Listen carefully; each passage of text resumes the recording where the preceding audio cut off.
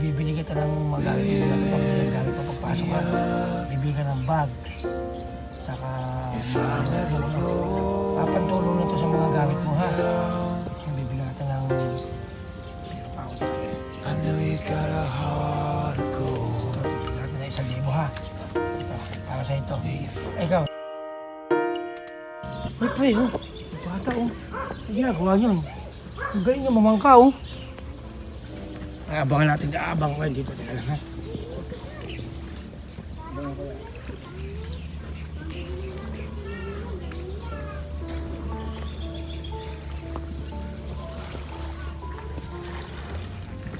Hoy, ano yan? Sige, punta ka dito. Magtatanong ako sa'yo.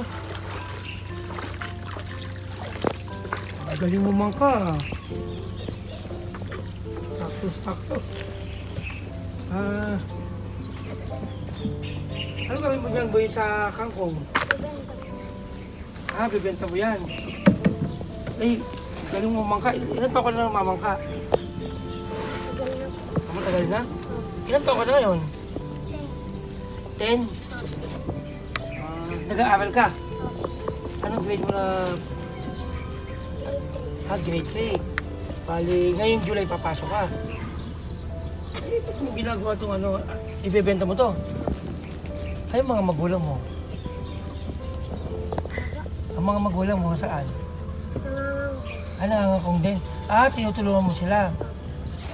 Papasok, may mga gamit ka na ba? Gamit sa school? Meron na? Hindi. Ngayon, papasok ka, di ba kailangan mo naman bagong mga bagong gamit. Sige ha. Ang pagpasok mo, grade ano na? Grade 3 pagpasok. Grade 2 ko ngayon. Pagpasok mo sa July, grade 3 na. Kaya papasok ko ngayon, no? Sipag mo, nakita kita dito sa ano.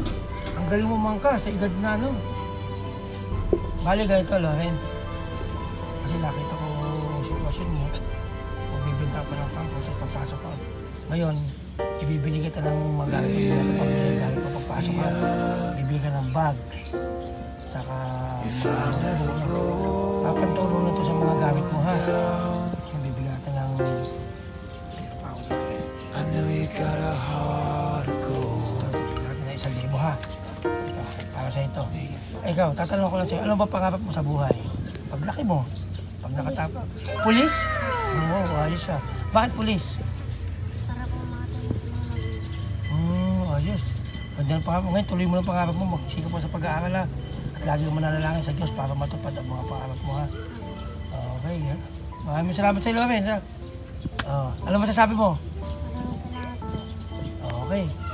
Basta lagi kang tutulong sa magulang at magsisikap sa pag-aaral ha. Para maiahon mo ang pamilya mo sa kahirapan ha. Tumulong ka sa kanila ha. Okay. Salamat, Lorenz. Bye-bye. Ito mga patak, laging tatandaan ang paggawa na mabuti, hindi nagbubunga ng masama. Kung mahal mo kapwa mo, gawan mo ng mabuti. Alright, peace out.